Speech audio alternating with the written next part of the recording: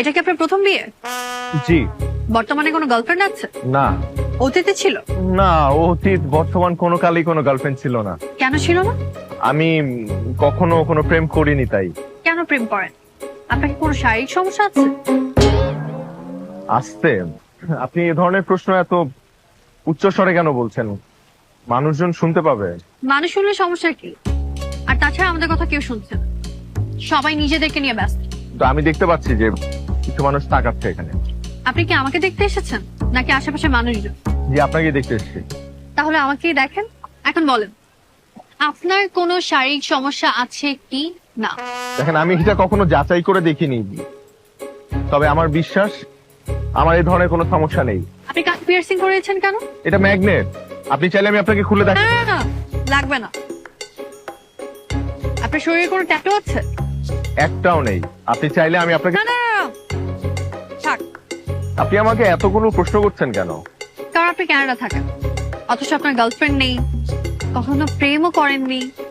ব্যাপারটা কেমন অস্বাভাবিক না? অস্বাভাবিক না।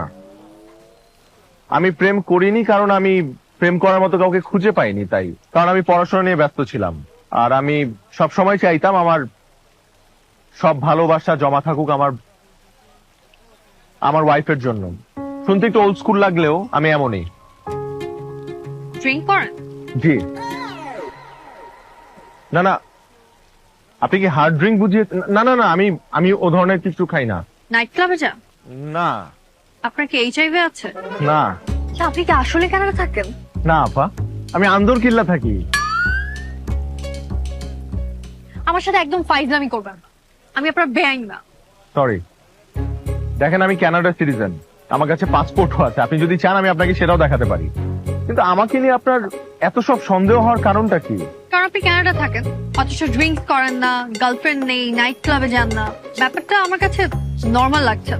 দেখুন, একটা মানুষ দেশের বাইরে থাকে তার মানে তার এসব থাকতে হবে এর কোনো মানে নেই। আমি একজন পিওর মুসলিম। Thank you. আরো খাবার আছে না? হ্যাঁ, ওগুলো নিয়ে আসেন। Here. Thank you. আরো ফুড আছে মানে? আপনি কি আগেই খাবার অর্ডার দিয়ে রেখেছেন? জি।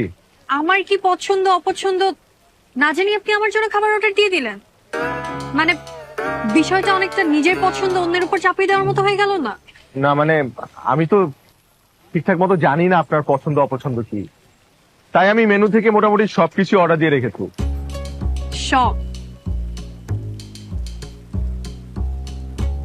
সব খাবার অর্ডার দেওয়ার বিষয়টিও আমার পছন্দ হলো, কারণ এইটা একদিকে অর্থের অপচয়, আর অন্যদিকে আপনার নিজেকে